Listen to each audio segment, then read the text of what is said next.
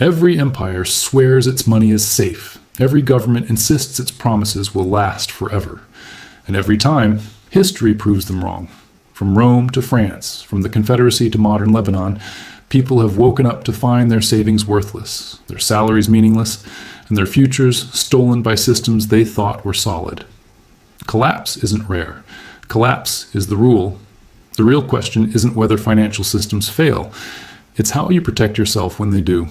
The illusion of permanence is the most dangerous financial mistake of all.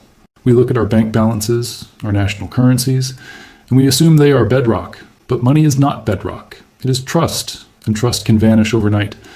That's why history is so brutal and so useful. Every collapse leaves behind a trail of lessons, patterns, and warnings about what actually protects wealth and what evaporates into dust. And if you pay attention, you'll see that the survivors of these disasters weren't the ones who trusted most. They were the ones who doubted first.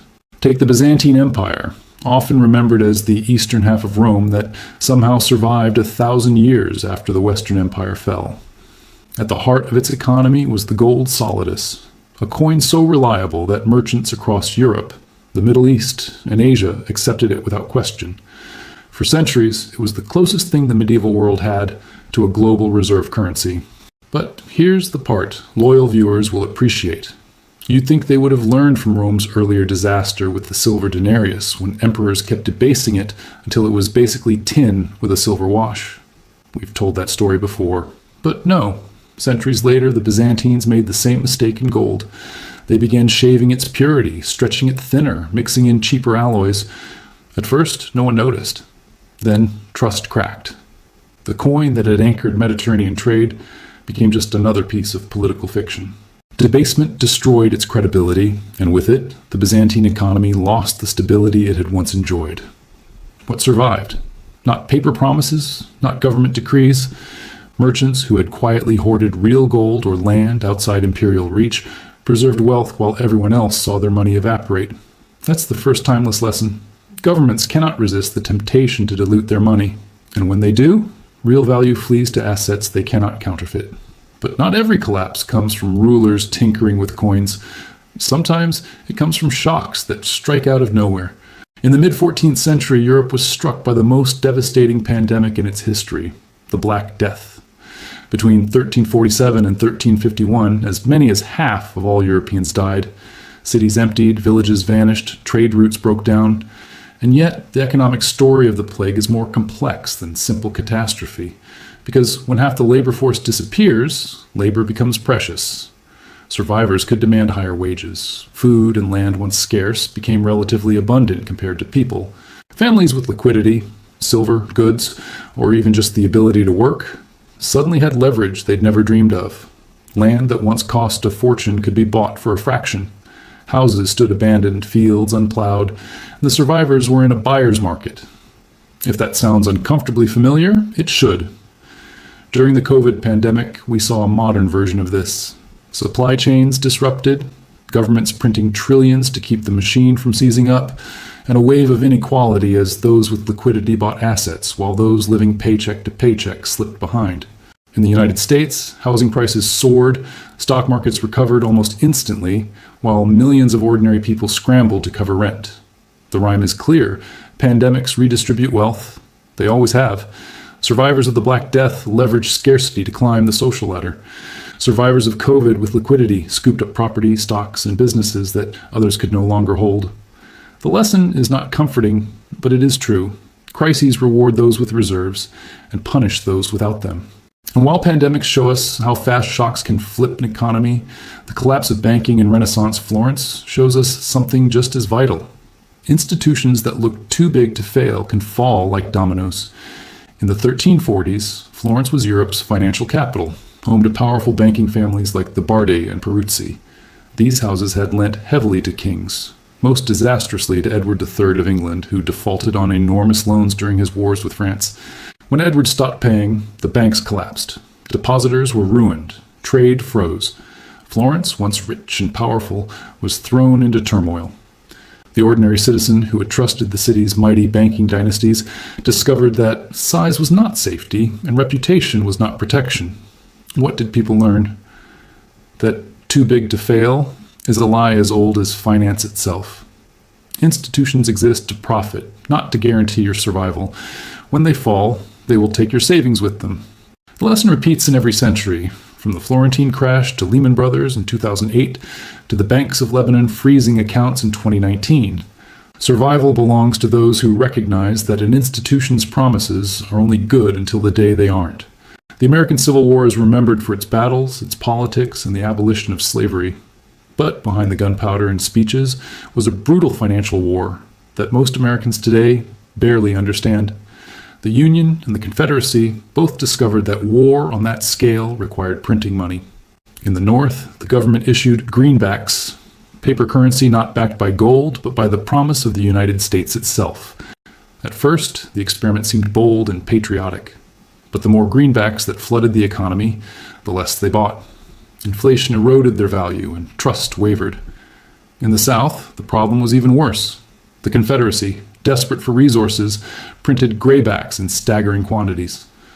By the end of the war, Confederate inflation had reached almost unimaginable levels, prices rising thousands of percent, salaries buying almost nothing.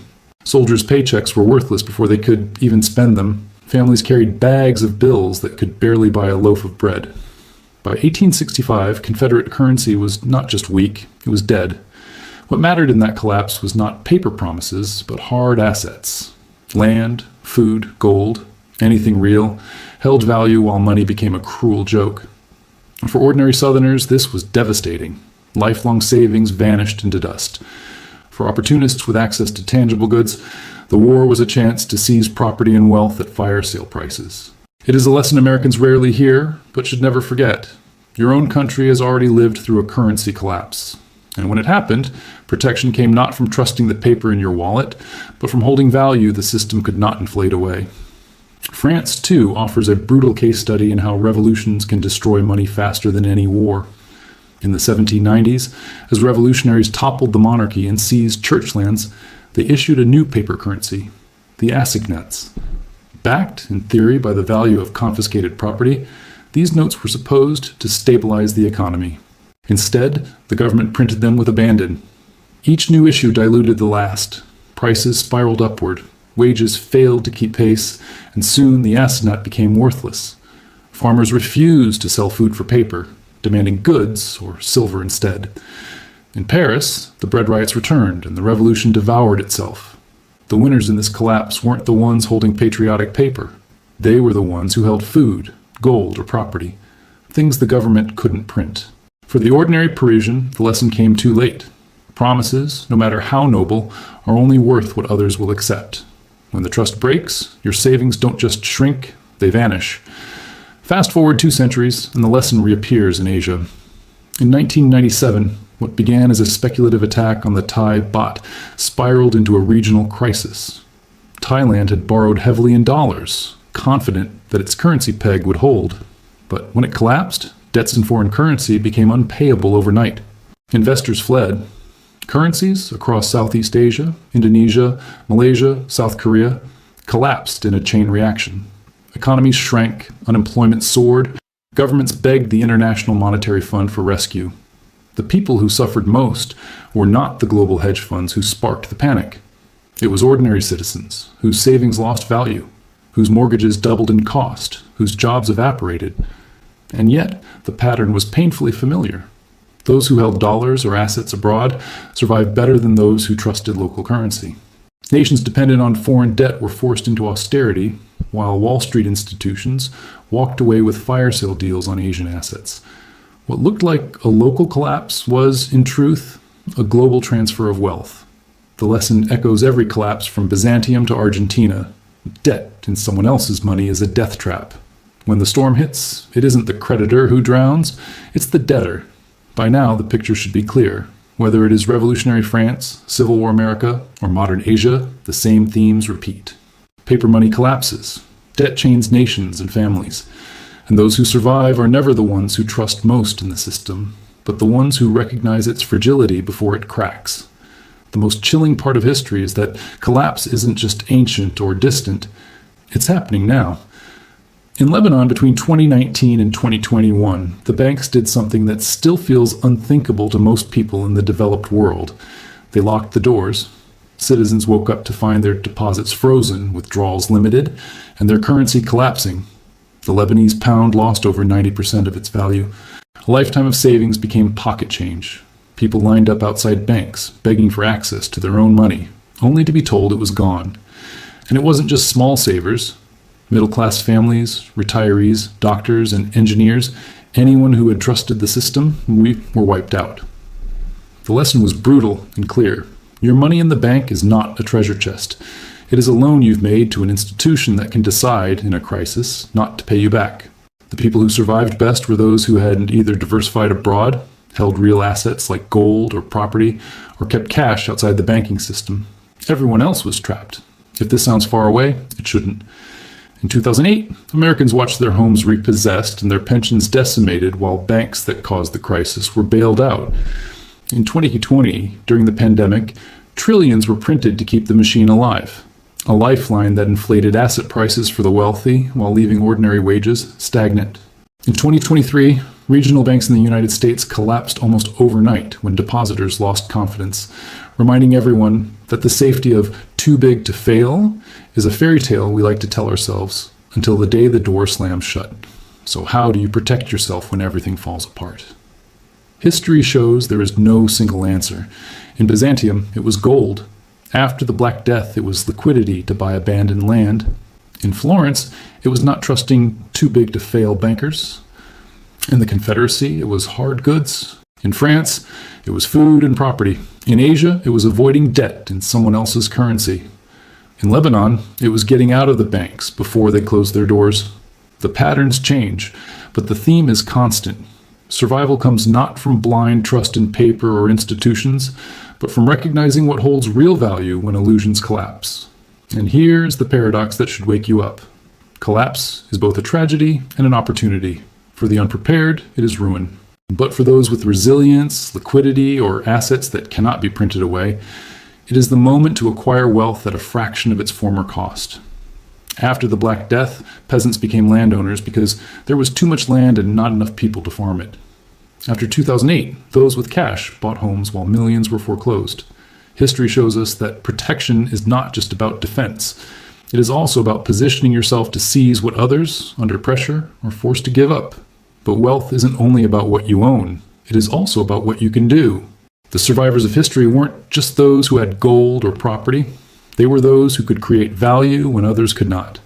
The baker who could still provide bread, the craftsman who could repair tools, the farmer who could feed a community, the merchant who could move goods across borders. These were the people who didn't just survive collapses, they rose in them. In every crisis, money loses meaning, but production never does. People still need to eat, to build, to trade, to live. And those who can meet those needs are never poor for long. That's the deeper protection. Not blind faith in institutions, not the hope that governments or banks will save you, but the combination of real assets, real skills, and the awareness that illusions always collapse.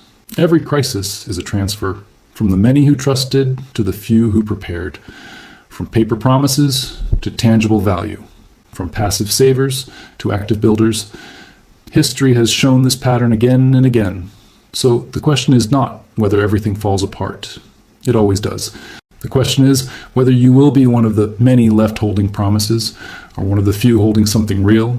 History doesn't repeat, but if you ignore it, it will crush you all the same. If this gave you a new perspective, hit subscribe. History has the answers.